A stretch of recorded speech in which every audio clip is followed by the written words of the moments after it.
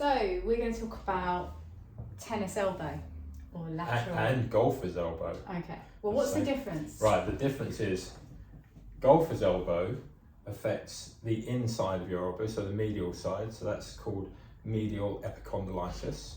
That's golfer's elbow. Tennis elbow affects the lateral aspect of the elbow, the outside, so that's lateral epicondylitis. But you're also talking about being in anatomical position. Yeah. So medial will be if you are with your palms faced forward. Yeah. And Yeah. the medial will be the inside, Inside. and the lateral will be the outside. So does it affect golfers and tennis players? No, it can affect anybody. It's effectively a repetitive strain injury. So it can affect you if you're a typist. It could be your mouse arm. You might be a chef. You could be anybody who uses their hands and arms regularly in their work or any other activity. So the best way that we treat it is that we work all of the muscles that come up, either the flexors, the wrist flexors, the muscles that flex the wrist, or the extenders and the muscles that extend the wrist. Yeah. And then you often find that there'll be trigger points and sore area and a lot of tension in around, well, if I show on you, Lee, so in around here.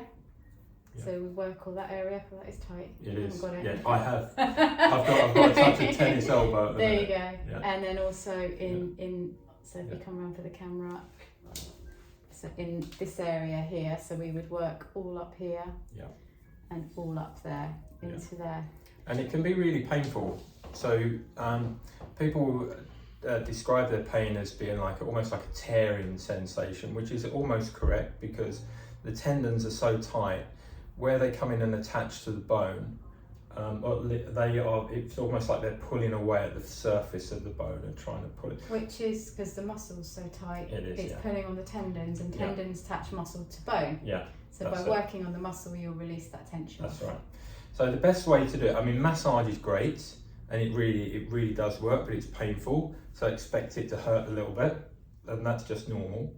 Okay, but also exercise is good for it. So people will say that they can't do the exercises because it hurts too much, but actually the exercise is the right way to do it. So you would normally you would put your arm would be rested on a bench or on a stool or something like that. You'd have a weight in your hand, and you would lift that weight up like so, and you would let it slowly drop down.